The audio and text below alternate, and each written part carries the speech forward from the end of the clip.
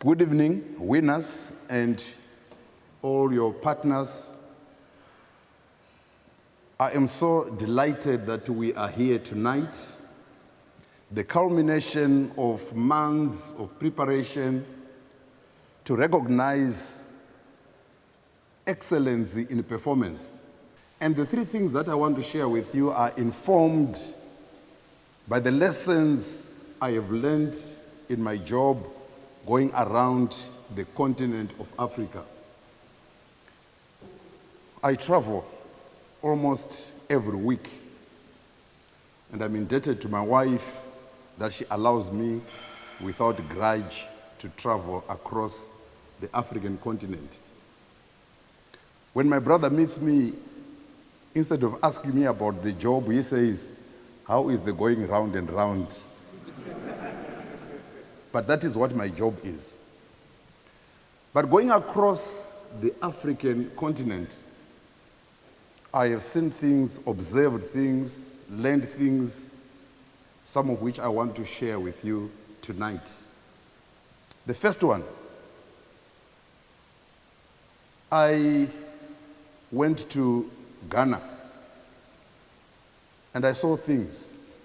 One of the places I visited is Cape Coast, the place where they used to ship slaves from Africa to the Americas. And in one of the dungeons, there was a small room where they used to keep, at any one time, 300 women. And they would stay there for about 3 months. Total darkness. They would not bath. But imagine ladies in a dungeon for 3 months. Once in a while, the captain of the fort would stand on a tower and point at a beautiful woman and say, "I want that one." She would be fished out of that dungeon and taken to the showers. After that, taken to the captain's quarters to be raped. And if she refused, she would be put into a proper jail. And if she died in there, the dead were simply taken and thrown into the sea. In South Sudan, the ravages of war have turned that rich country to a place where people are poor, cannot sustain themselves. And one university professor told me, in South Sudan, that's the only country in the world where fish in the White Nile die of old age. But I was talking about Ghana. I went to the Kwame Nkrumah Mausoleum. Many of you will know that in trying to free Africa from the ravages of colonialism and from some of the oppressions that I've just described, Kwame Nkrumah was the front runner in African nationalism. And it is no surprise that the first country to become independent in 1957 was the nation of Ghana. But after a few years, Kwame Nkrumah was overthrown in a coup d'etat. And on the night or day that he was overthrown, there was a statue of Kwame Nkrumah that they ripped across through with bullets. But in the restoration, they've put back that bullet-ridden statue in the mausoleum. But the mausoleum itself looks like an upside-down sword to signify it's a time of peace. But it also signifies an uprooted tree. And it's a symbol of one of the agonies of Kwame Nkrumah, When Kwame Nkrumah died, he had a cry. There is so much to do, and yet there is so little time. And that's why I felt tonight I want to talk about unfinished works. Every one of us has a purpose, a divine purpose for being alive. And it is only right and proper that the thing that burns in your heart, that makes you boil with passion, it is something that you must pursue with so much zeal and passion.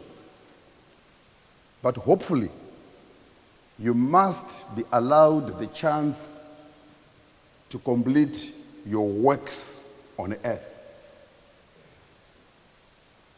It's not right that anybody should die with an agony in the sense of being unfulfilled, in the sense of feeling there is so much more to do, but there is so little time left. I think it is important that we be conscious of this and we pursue with vigor our God-given purposes. Because if you can fulfill your purpose, whether in your job, in your family, in your nation, and the nations of Africa are crying out for people who must complete their works. Oftentimes, when people reminisce and they think about the past, that's when they tell you, in the good old days. But they only recognize that the old days are the good days when they are now behind them. What if right now you actually recognize that today is the good old day? How would you embrace the best days of your life? How would you behave when you know that these are your best days? It would change the way we deal with our families, the way we deal with our children, the way we deal with our customers and our fellow workers. Make the most of the time that is available. Unfinished works also speak of, I had intention to do these things, but I ran out of time. Circumstances beyond me, maybe death, overtook me. Those of you who have a love for the arts, you know that there are works of art, whether it's music, paintings, that are unfinished. And when you have an unfinished piece of work, you quite don't have the idea of what the artist wanted to do. We remain guessing, wondering, how would the story and the picture have looked if it had been completed? When you die, don't allow people to wonder how this story should have ended.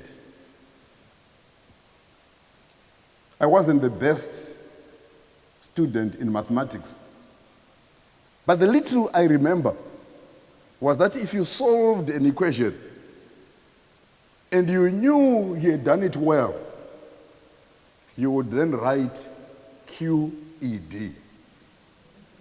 The argument is completed. I have done what was supposed to be done. How if you ended your life like that? How if you ended every year, you look at your business plan and you just inscribe QED? You know it's done. For those of you who go to church, I can tell you something better than QED. A man called Jesus. He knew why he came on earth, and when he had done his mission, others thought they were killing him. But a man dying on the cross is able to give a shout that says, "It is finished." That's how life must be lived. The second thing I want to talk about tonight, I want to talk about futurist thinking.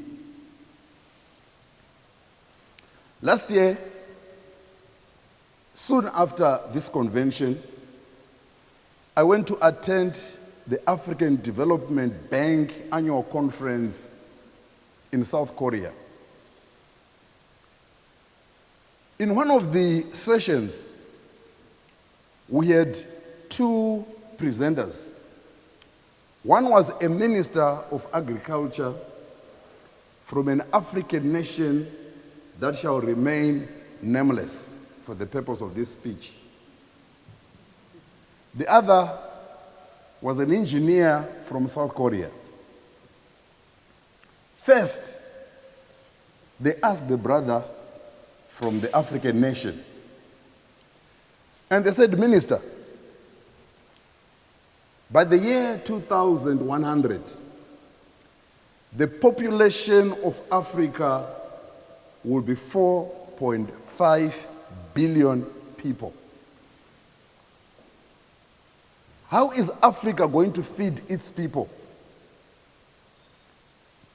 And the response from the Minister of Agriculture went like this: on the positive side, by the year 2100, I will be dead. And therefore, the problem will be for others to solve.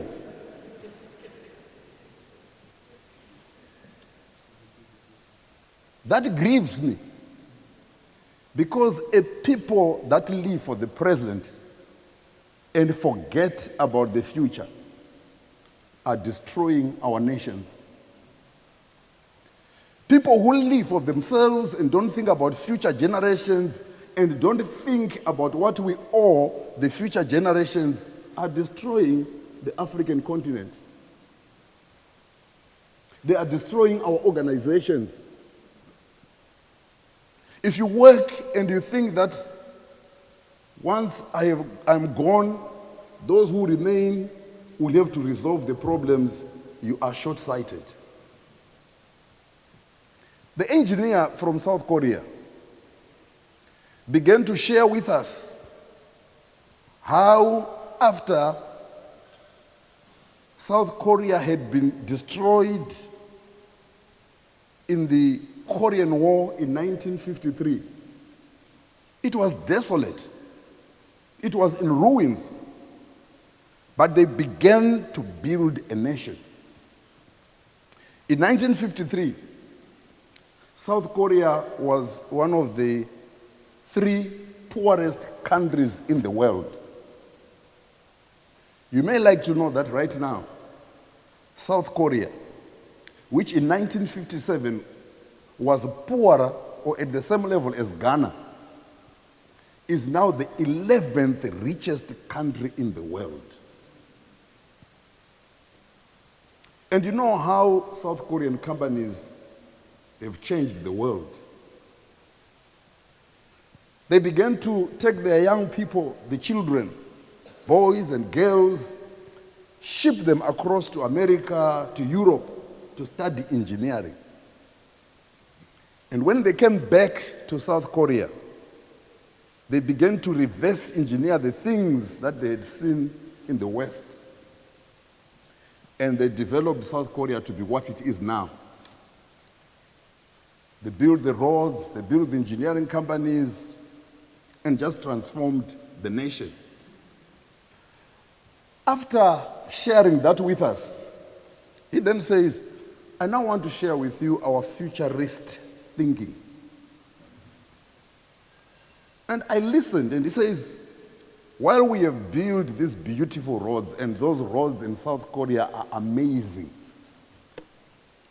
we actually believe that in the future, cars are not going to move on the roads. We believe that cars are going to move in the air. And so this is what we are now doing about the cities of the future. We are working together with Samsung and Hyundai, the car manufacturer, in planning the cities of the future to leave sufficient room between the buildings so that cars of the future can navigate their way past those buildings. It looks like madness, but that is what futurist thinking is all about. It's not just thinking about the food I need now. It's not just thinking about what I can have now. It's saying, what might the future look like? And when you know what the future might look like, you see the opportunities, the possibilities. And it must change the way we behave now. If your current behavior is not changed and affected by what the future might look like, then there is a problem. The wonderful lady who introduced me forgot to mention that one of my favorite jobs is not working for Old Mitchell. I am a pastor. So I am not going to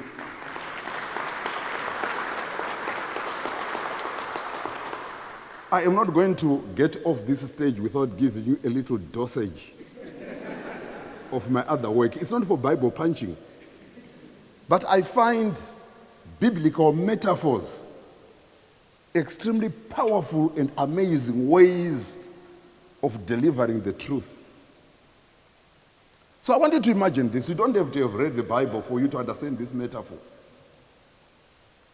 There was a nation called Israel who got out of bondage, out of slavery from the land of Egypt to travel a very short distance to go to Canaan. And that journey took them more than 40 years. But when they were wandering in the desert and just going round and round in circles, and that gives me an idea of a lot of people, instead of making easy progress, when you look at your life, it looks like you are just going round and round in circles. As my brother says, how is the going round? I could as well ask you that question, how is the going round in your life?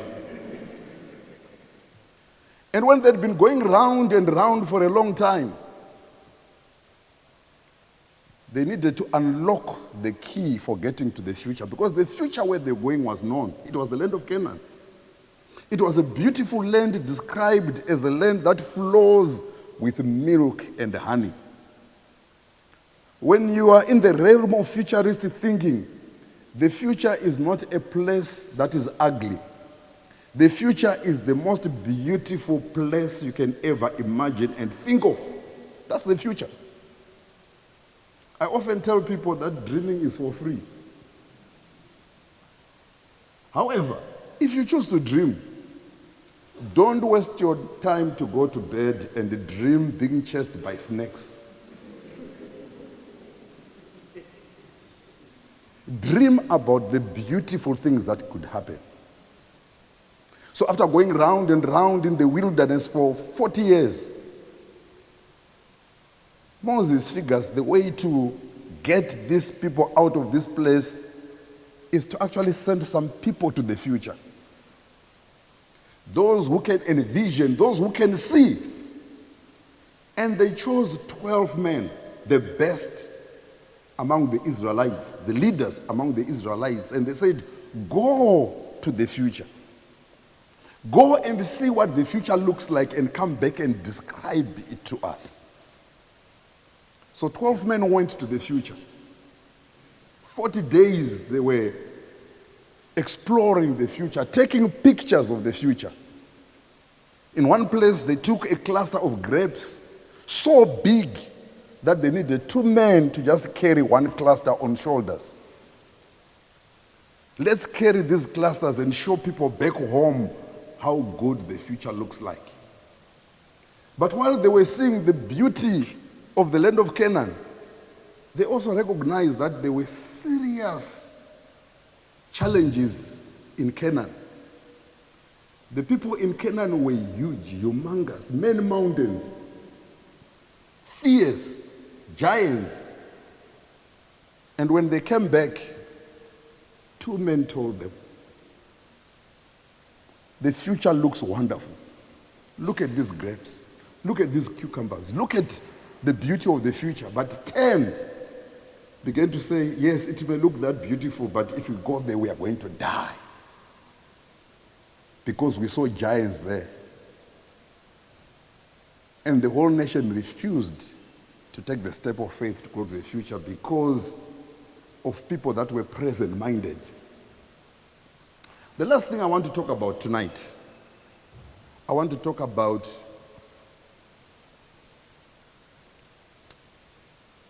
intergenerational transitions. Because every generation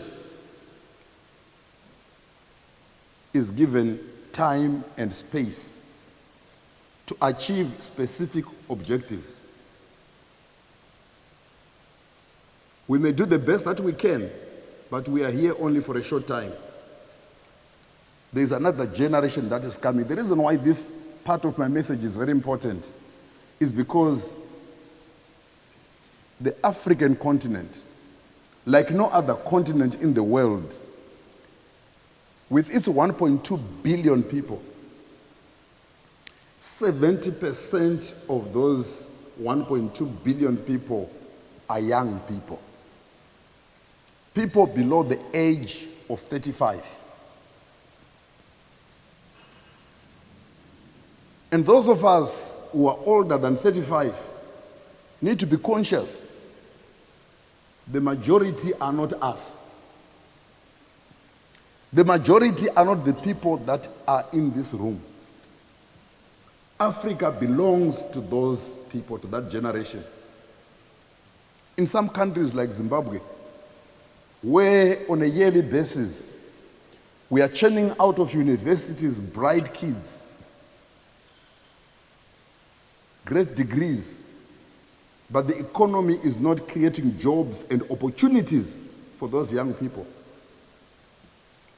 People with degrees, people with master degrees are standing on the sides of the street selling airtime. There's a young lady in my office who makes tea. And she surprises me how comfortable she is with the English language. And there are not too many tea hands who can speak English the way she speaks it. Then one day somebody just mentioned to me, are you aware that the young lady in your office who makes tea is a graduate from one of the local universities?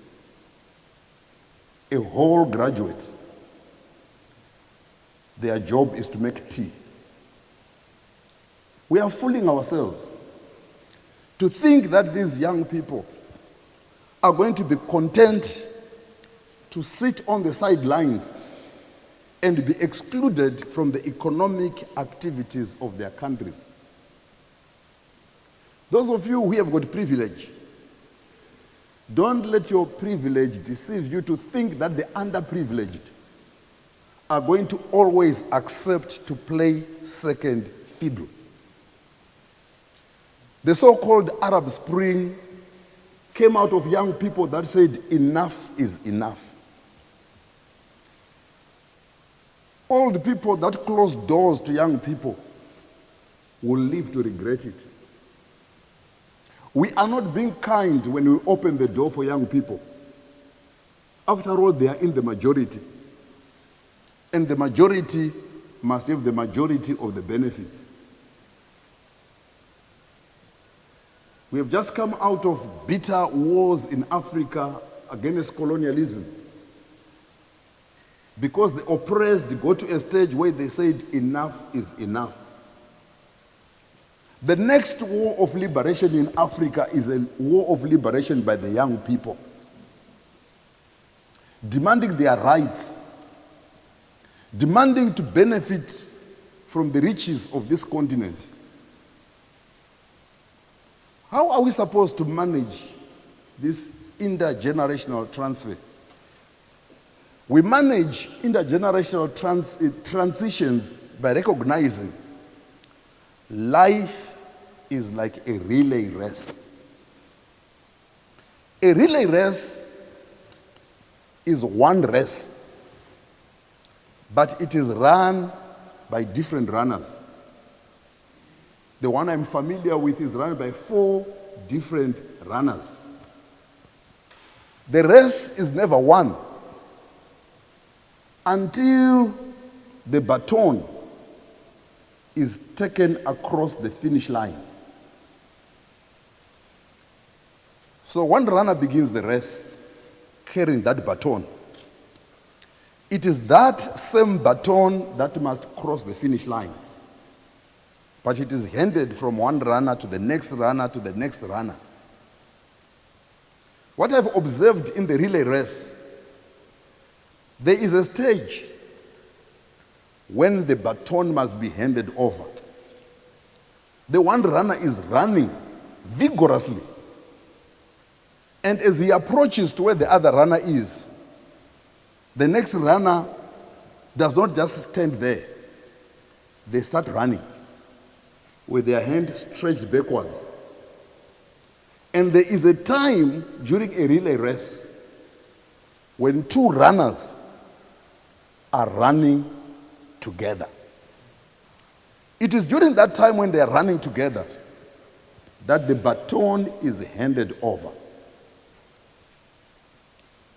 This is the responsibility of the older people among us, to find a group of young people, to find the young of the African continent with whom you can run together. And during the process that you run together with them, you hand over the baton. Lots of good winners that we have had tonight. But how many of you are training, coaching, mentoring, building up the young people for the next generation so that Africa could be better than it currently is? We recognize you as winners. And because you are a winner, you are a champion, you have a burden upon you to select the best among the young people and hand over the baton so that Africa can be better than it is now. So that none of you can say, I have unfinished works. Because even unfinished works can be completed by others if you effectively manage intergenerational transitions. Thank you.